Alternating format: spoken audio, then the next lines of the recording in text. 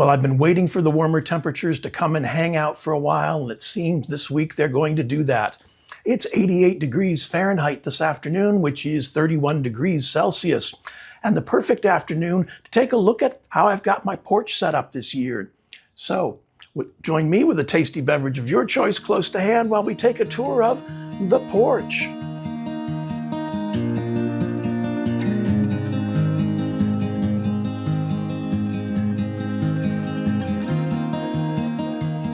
And before we get things underway, I'd like to take this opportunity to send out a special thanks to Amy Sue, who sent me coffees this week.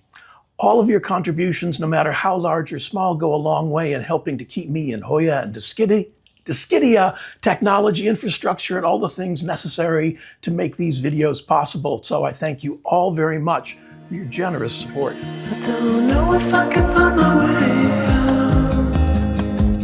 And one more thing before we get the tour underway, and I have something in bloom this week, and a lot of you are probably going to look at it and say, oh, that again. But yeah, that again. And that again is my Hoya carnosa crinkle 8.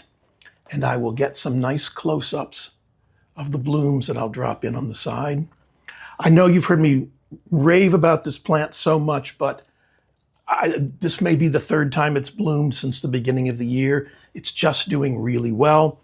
I have it in my standard generic pond and a self-watering pot, and spends most of the year in a western window. So in the fall, because of all the trees that surround my house, in the fall and in the winter when the leaves fall, it gets a decent amount of light. But because the light is less intense, it handles it. And as the summer and the warm weather progresses, the leaves fill in on the trees, so it gets much more dappled light. But yeah, this is a favorite. There's a couple more peduncles getting ready to go. There's another one in here. There's another one down here. There's a nice, see if I can get this, there's a nice big set of blooms up here. Maybe that'll focus. But yeah, definitely worth looking for if you've been frustrated by carnosa blooms or the lack thereof. This one and Wilbur Graves always I was going to say something else, but I'm not going to say that because I'm a gentleman sometimes. They always produce blooms for me. So yeah, Hoya carnosa crinkle 8.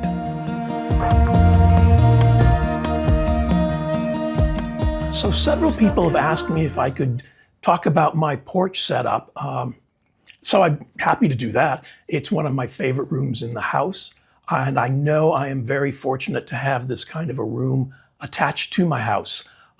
It's all glass panels, which can be replaced with screens as necessary. But I tend to keep most of the glass in year round. I don't need the rain coming in since I have electrical outlets out here. And I don't need the wind barreling through here and knocking stuff over. So what I tend to do is the door out to the yard and the door into the house, I put the screens in there and let the breeze blow through the house, and that works really well. This is a really difficult room in which to show off the plants because they're all around against the windows and everything is kind of backlit. But I tried to film it earlier in the morning so the light wouldn't be too strong, and we'll see how well it does. But it's a work in progress. It always is. There are a few regulars, some Spathyphyllum over here and some dracaena back there, and a few hanging Hoyas. A few more will come out over the next few days. But everything kind of moves around as it changes throughout the season. So yeah, so sit back with your tasty beverage of choice while we take a look around my conservatory. I know the light levels in here are going to be a little difficult, but this is what I can do at this point.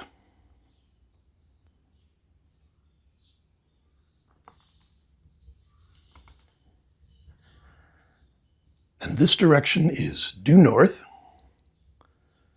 And on the first table, I've got my Philodendron gloriosum. There's a Shimpaku juniper in the back, a begonia dragii Glasgow, a mugo pine that's in development, and my Alocasia cuprea, looking very handsome this morning. And at the next table, I've got an azalea in development. And I've got an Alocasia punchak borneensis, a Japanese white pine that's in development. My Alocasia regal shields, pushing out a new leaf. And finally, Chamaecyparis obtusa chirimen in the back there. And my Alocasia scalprum. And Alocasia golden bone. My Anthurium crystallinum. A Philodendron tortum. I keep trying. This is its last chance though. And finally an Alocasia sumo that's pushing out a new huge leaf in there. And on the floor in the corner are 3 Spathyphyllum next to an aglaonema Maria hiding back in there. My Aspidistra elatior domino and the Aspidistra variegated in the back. I've got 2 pots of dracaena marginata. One of them had a really rough winter. The other one's doing great guns as always. My aglaonema calcite back in there, and aglaonema silver bay. Down in the front, we've got aglaonema saber and my Chamedorea elegans, the parlor palm, and a Monstera deliciosa Thai constellation I'm trying in pond and self-watering. And hanging above them all is my Hoya carnosa Chelsea. And next up is my Hoya lacunosa snowcaps, next to Hoya Mathilde. And beneath them is an Anthurium, let me get this right, pallidiflorum, and Anthurium veitchi, Alocasia beginda silver dragon. There are a couple of wild maples I have back here that have in development. And there's a crepe myrtle. My vanilla planifolia I'm trying in pond and self-watering. There's a wild oak that I dug up. And finally on this table is my Epiphyllum chrysocardium, which is bouncing back and putting out some really nice new growth. To the right of that is a Japanese maple I have in development. It's looking very pretty right now. And a schlumbergera truncata. And finally, Scindapsus pictus exotica, which is doing very well.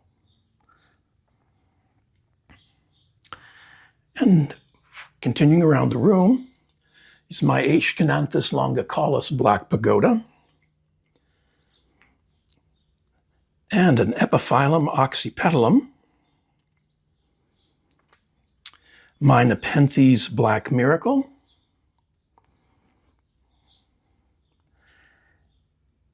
a Monstera deliciosa compacta, which is sending out a new shoot right there, my Nepenthes St. Gaia, back hiding in there, my big Alocasia mycolitziana,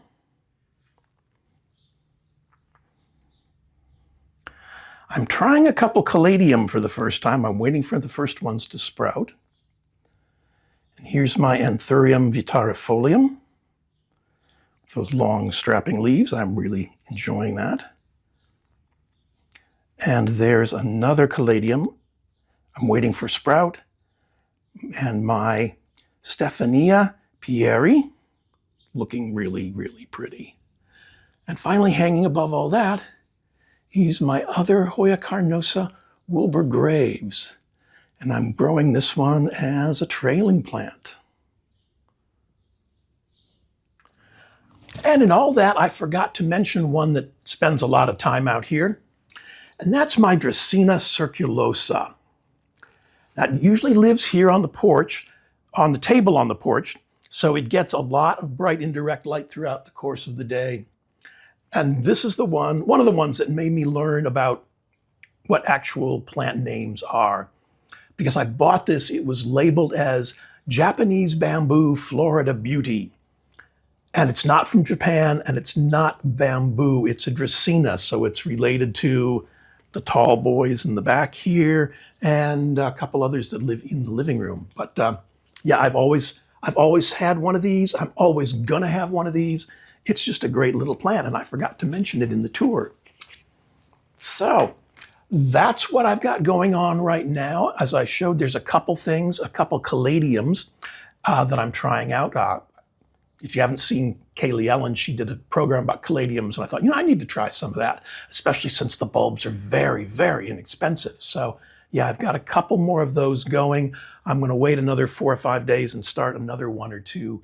And I've got one growing in pumice and self-watering, and one growing in like 50-50 pumice and cocoa coir in self-watering. So I'm gonna see which one seems to do the best. And then we'll get the others underway. I have a couple different varieties, so yeah, I'm going to see how those work out. But yeah, I hope the tour was at least entertaining. It's just really pleasant out here. I'm going to try and shoot some video or some stills of what my porch is like in the evening, because it's one of my favorite times of the day out here. So yeah, we'll see how that goes. Fingers crossed. But it's going to be tough for lighting, but there we go. Hope you all enjoyed it. In this direction, and everything is growing up tight. There's no room to breathe,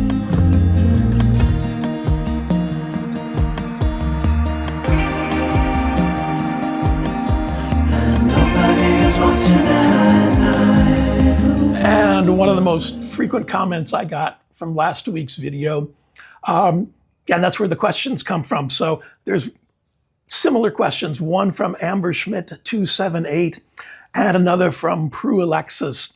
Prue Alexis, we'll start with yours, and it says, what's up with those big birds walking around your yard? Are they yours or wild?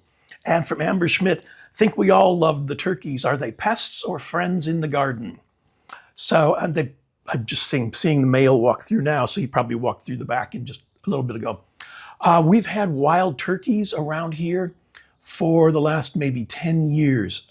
I don't know when they moved in, but we look forward to them. My yard is kind of the highway for them.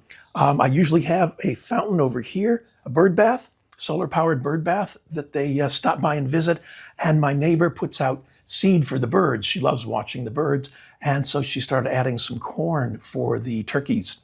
So they come through my backyard 2 or 3 times a day to go over and eat out of her backyard. And they stop here for a drink from time to time. This year, we've only got 1 male and 2 females. In past years, we've had 2 males. One of them took up residence on my front yard, and the other one took up residence down the street. And they both like to use the street as a parade grounds. So they'd get at opposite ends of the street and try and intimidate each other and flirt with the ladies and try and get their attention as well. So yeah, we hear them calling in the morning. We hear them calling in the afternoon. It's fun to see them because if you saw them walk through here, that's within 6 feet of where I'm sitting right now. They're no trouble. They've not caused any kind of difficulties in the neighborhood other than slowing down traffic occasionally.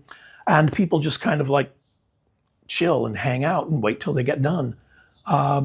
They've not pestered anybody at all. In terms of the garden, they don't bother the yard. They will occasionally get into the mulch and dig around in it looking for, things to eat, but they don't seem to bother the plants.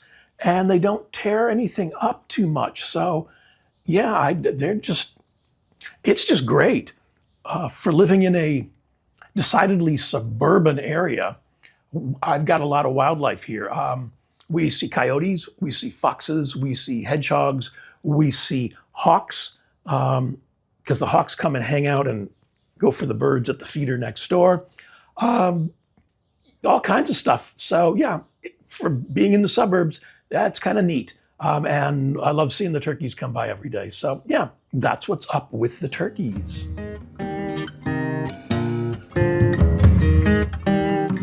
And now the question for the comments. And yeah, this one should be interesting. What Hoya has given you the most problems?